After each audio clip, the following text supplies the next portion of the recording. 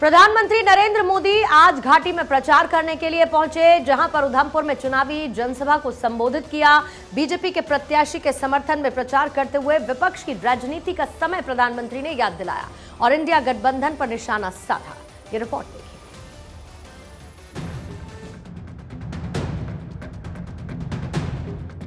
2024 के सत्ता संग्राम में प्रधानमंत्री नरेंद्र मोदी पूरी तरह से उतर चुके हैं।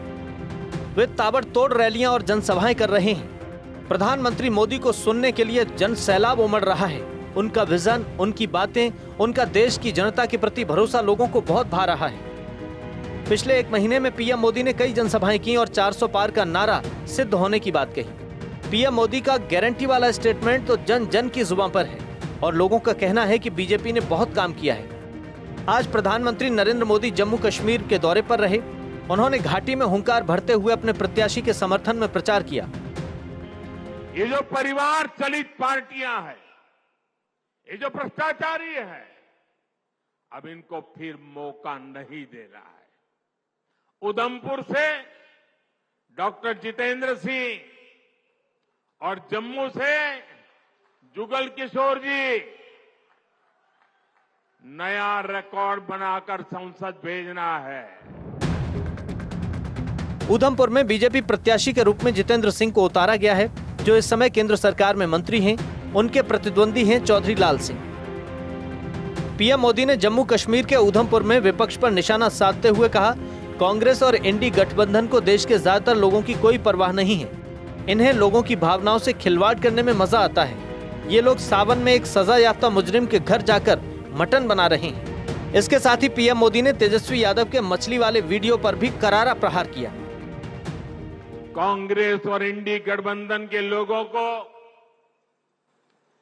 देश के ज्यादातर लोगों की भावनाओं की कोई परवाह नहीं है। इन्हें लोगों की भावनाओं से खिलवाड़ करने में मजा आता है। ये लोग सावन में एक सजा याफ्ता, जो सजा कोर्ट ने जिसको सजा की है, जो जमानत पर है, ऐसे एक मुजरिम के घर जाके सावन के महीने में मटन बनाने का मौज ले रहे हैं। इतना ही नहीं, उसका वीडियो बना करके देश के लोगों को चिढ़ाने का काम करते हैं। पीएम मोदी ने रैली को संबोधित करते हुए दो बड़े ऐलान किए। उन्होंने कहा कि जम्मू कश्मीर में पूर्ण राज्य का दर्जा बहाल किया जाएगा, साथ ही यहां जल्द ही विधानसभा चुनाव होंगे।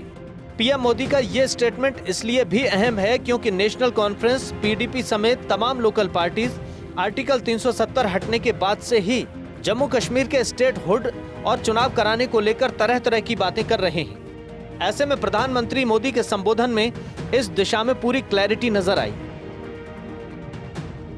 मोदी विकसित भारत के लिए विकसित जम्मू कश्मीर के निर्माण की गारंटी दे रहा है, लेकिन कांग्रेस, नेशनल कॉन्फ्रेंस, पीडीपी और बाकी सारे दल जम्मू कश्मीर को फिर उन पुराने दिनों की तरफ ले जाना चाहते हैं। इन परिवार चलित पार्टियों ने, परिवार के द्वारा ही चलने वाली पार्टियों ने जम्मू कश्मीर का जितना नुकसान किया, उतना नुकसान किसी ने नहीं किया है। यहां तो पॉलिटिकल पार्टियां मतलब of the family, by the family, for the family. अब एक नजर 2019 और 2024 के लोकसभा चुनाव पर भी डाल लेते हैं। 2019 के लोकसभा चुनाव की बात करें तो बीजेपी के खाते में उधमपुर सीट गई थी। कांग्रेस उम्मीदवार विक्रमादित्य सिंह को हार मिली थी। जितेंद्र सिंह ने विक्रमादित्य सिंह को हरा दिया था। 2014 के लोकसभा चुनाव में भी ये सीट बीजेपी के खाते में गई थी। पूर्व केंद्रीय मंत्री गुलाम नबी आजाद हार गए थे। उन्हें जितेंद्र सिंह ने 60,976 वोटों के अंतर से हराया था। उधमपुर लोकसभा सीट का इतिहास जाने तो कांग्रेस ने शुरू से लेकर 1989 तक अपना वर्चस्व कायम रखा, लेकिन 1996 में बीजेपी ने बाजी मार ही ली। एक नजर उधमपुर सीट के इतिहास पर डालते हैं। 1967 के उपचुनाव में पहले डॉक्टर कर्ण सिंह ने यह सीट जीती। बाद में 1967 के चुनाव में जीएस ब्रिगेडियर ने यह सीट जीती। फिर 1971 से 1980 तक डॉक्टर कर्ण सिंह कांग्रेस के टिकट पर यहां से सांसद रहे। फिर 1984 में गिरधारी लाल कांग्रेस के टिकट पर सांसद रहे। 1988 के उपचुनाव में कांग्रेस के मोहम्मद ए खान यहां से जीते। 1989 के चुनाव में कांग्रेस के धर्मपाल को जीत मिली। 1996 से 1999 तक बीजेपी के चमन लाल गुप्ता यहां से सांसद रहे। 2004 से 2009 तक कांग्रेस के चौधरी लाल सिंह सांसद रहे। 2014 से 2019 तक बीजेपी के डॉक्टर जितेंद्र सिंह यहां से सांसद रहे। पिछली 2 पंचवर्षीय से बीजेपी का वर्चस्व इस सीट पर बना हुआ है और अब हैट्रिक लगाने की तैयारी है। बीजेपी ने केंद्रीय मंत्री जितेंद्र सिंह पर एक बार फिर दांव चला है। पीएम मोदी ने जितेंद्र सिंह पर जनसभा में भरोसा जताया और जम्मू कश्मीर की उधमपुर सीट से कई जिलों की जनता को साधा। उन्होंने घाटी के विकास पर कई बातें भी कही। 370 की बात की, महिलाओं के सम्मान की बात की। चुनाव पर पीएम मोदी ने कहा, 2014 में माता वैष्णो देवी मंदिर में मत्था टेका था। उधमपुर में इसी स्थान पर रैली को संबोधित किया था। तब गारंटी दी थी कि जम्मू कश्मीर के लोगों की तकलीफें दूर करूंगा। अपनी गारंटी पूरी करती है। ये पहला चुनाव है जब सीमा पार से आतंक, पत्थरबाजी, हमले चुनावी मुद्दे नहीं हैं। ये चुनाव सिर्फ सांसदों को चुनने के लिए नहीं है।